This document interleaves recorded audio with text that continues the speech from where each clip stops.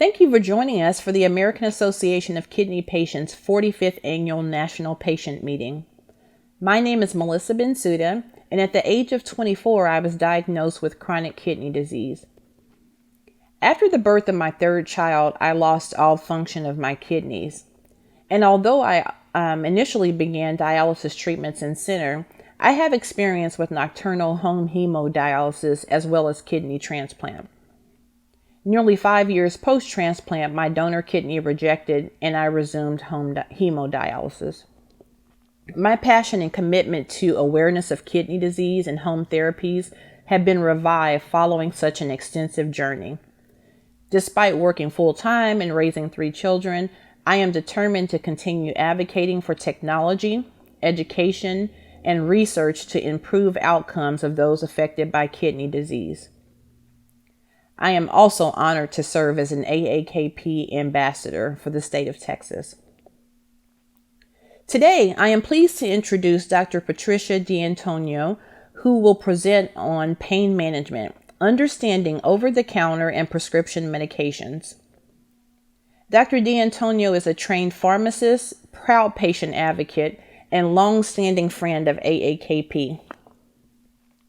She serves as the Vice President of the Gerontological Society of America, and she serves with AAKP's Paul Conway as the leadership team for the Patient Access to Pain Relief Coalition.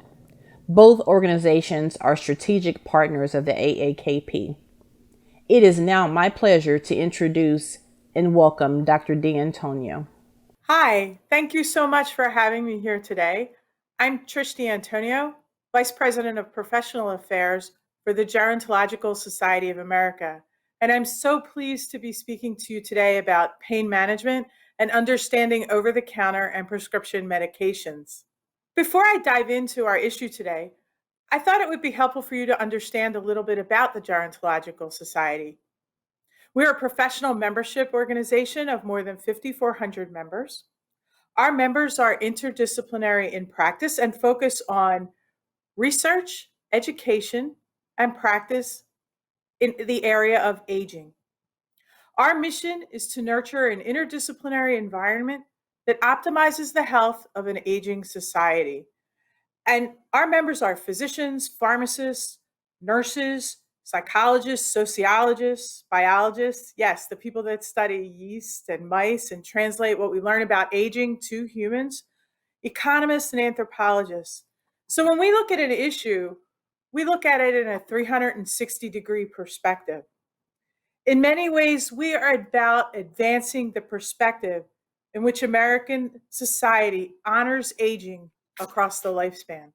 Some of our recent areas of focus, in addition to pain management, include adult immunizations, oral health considerations as we age, early detection of cognitive impairment, and communicating with older adults. A project in my portfolio that is important and that we'll talk a little bit about today includes that of reframing aging. And that's a long-term social change initiative designed to improve the public's understanding of aging and the many ways that older adults contribute to society. I'm pleased to share that I've gotten to know Paul Conway and Richard Knight through our shared interest in effective pain management. Working in the Washington, D.C. area, we value the efforts and strength of forming coalitions to advance key policy issues. One of them includes protecting access to pain relief. Last year, I was honored to be included in your policy conference to talk about the importance of participating in coalitions. For this instance, we organized to ensure over-the-counter pain medication is considered part of a safe and responsible pain management plan. FDA announced a few years ago that it planned to limit the access to extra-strength acetaminophen, or Tylenol. Through our efforts in the coalition, we've been able to stave off further implementation of that policy, and we thank you for your continued support. I note on the slide here a few comments that we have made to different government organizations beyond the FDA to emphasize our commitment to safe and responsible pain management. So what do I mean when I talk about pain?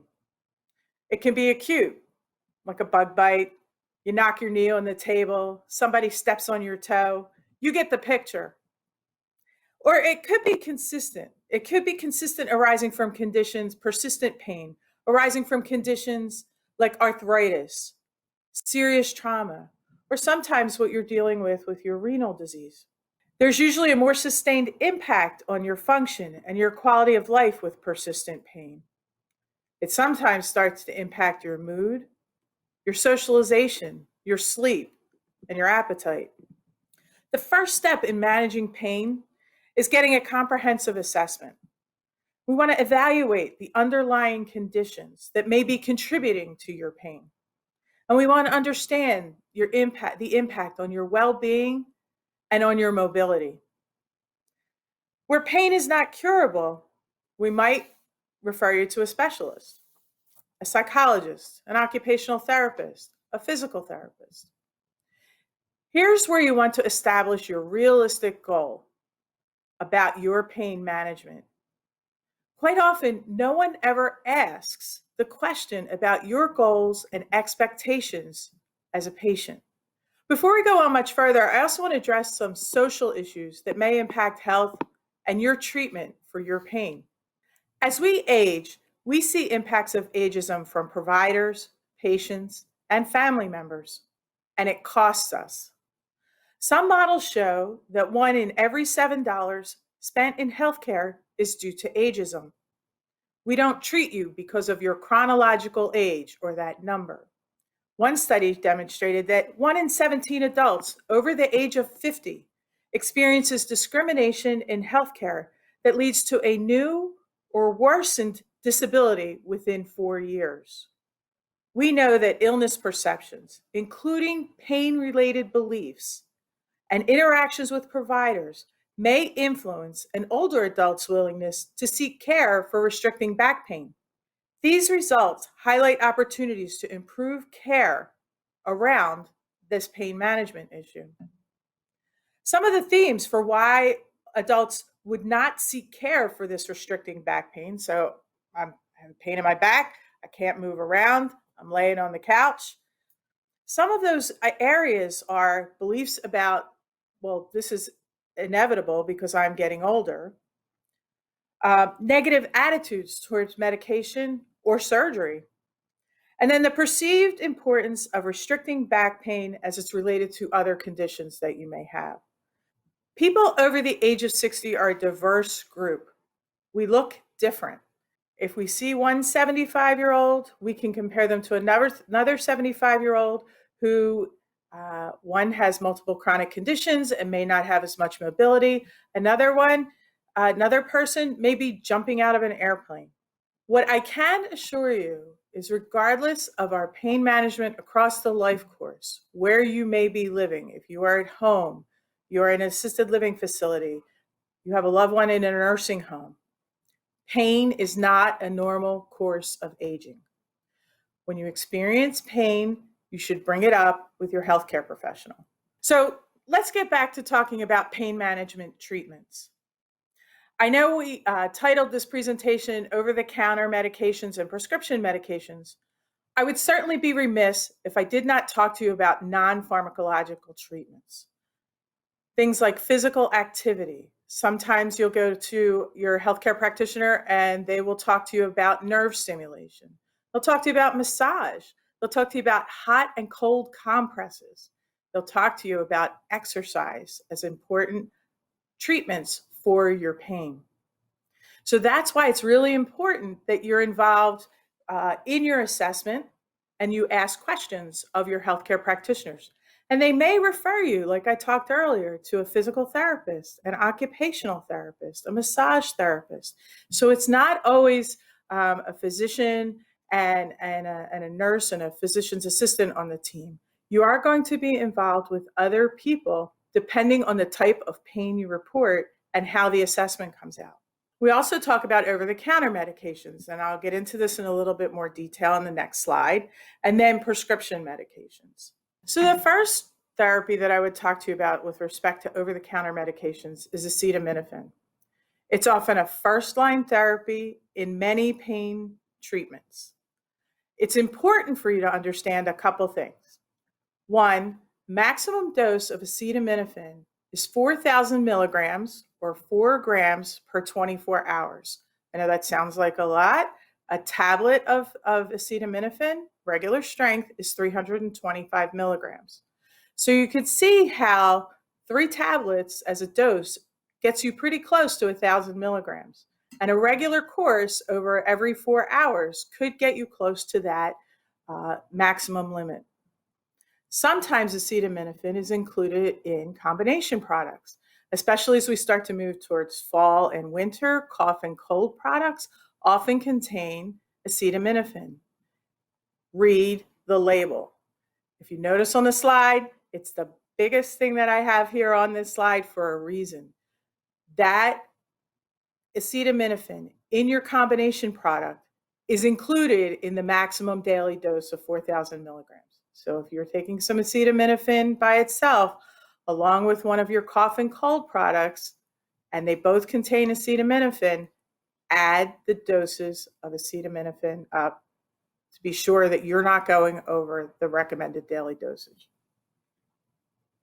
I would also make mention that there are precautions for using acetaminophen if you are a chronic alcohol user or if you have liver problems. So make sure that you're consulting your healthcare professionals, whether that's a physician, nurse practitioner, physician's assistant, pharmacist, about the use of your acetaminophen. Always talk to people. When you're talking to your healthcare professionals, it's important to talk to them about your prescription medications, your over-the-counter medications, your vitamins and dietary supplements, and even maybe sometimes somebody recommended that you drink a special tea for something. It's important to include all your medications when you talk to your healthcare professional about your medications. So I want to talk to you a little bit about non-steroidal anti-inflammatory drugs, or NSAIDs. Often ibuprofen or naproxen are the generic names, but you know them probably more by their brand names of Motrin, Advil, or Aleve. As patients with kidney disease, you want to avoid these medications. So you'll see I didn't talk about dosage. I didn't talk about any other thing other than you want to avoid these medications because they can negatively affect your renal function. So if you even think that you want to take this, you need to be talking to your specialists about using non-steroidal anti-inflammatory drugs. Prescription medications.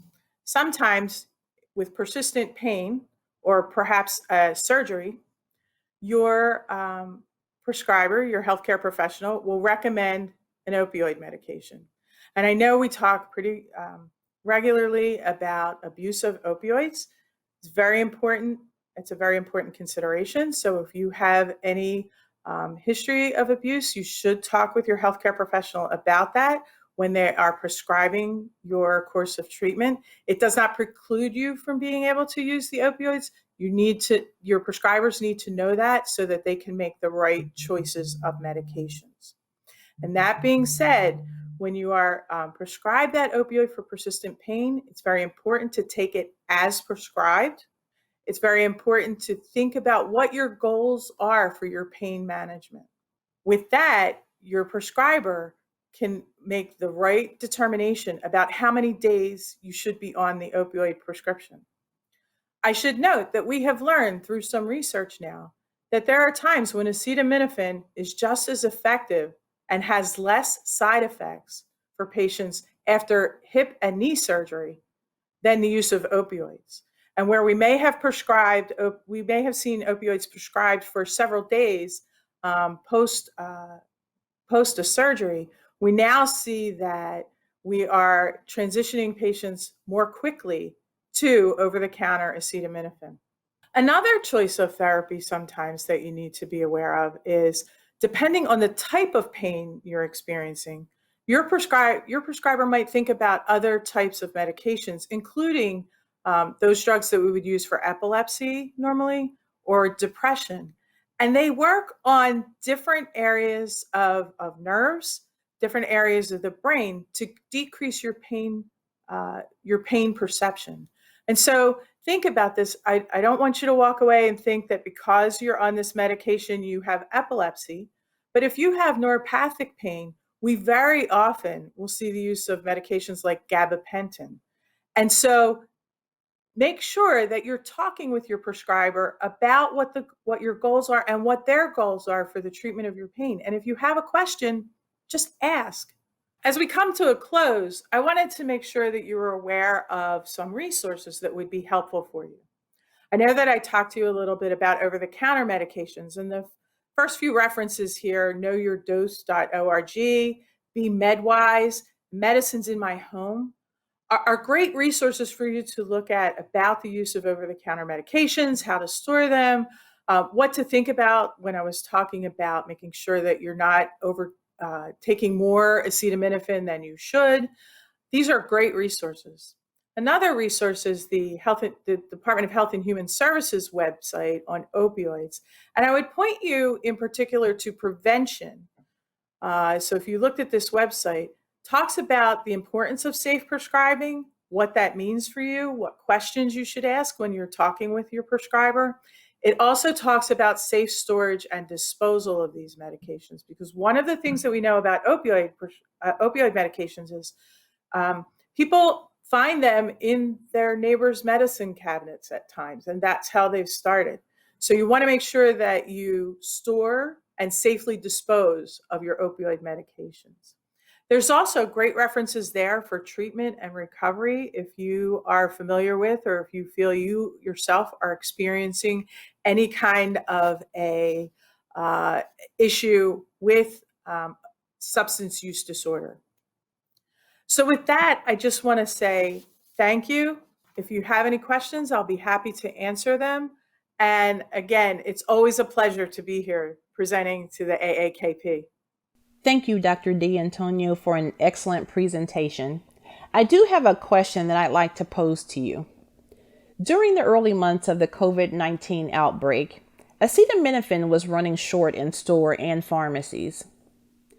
We have seen supplies increase, but if a patient cannot access the pain medicine they typically use, is it a nuisance to ask pharmacists their best opinion? They always seem so busy. Well, thank you for the question.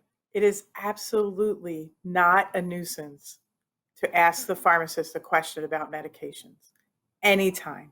And in fact, as a pharmacist, I can say that that's the highlight of our day is when our patients want to engage and learn more about their medications, and we can talk to them about that. So while it may look busy, it's really easy for you to just ask the technician or the clerk if you could have some time with the pharmacist for a question, and they will make the time. And sometimes if you need a little bit longer, maybe a dedicated amount of time, I would encourage you to ask if there's a good time that you can come back and set up an appointment with the pharmacist to talk with them about all of your medications, not just the one medication question you may have today. Especially when it comes to pain management.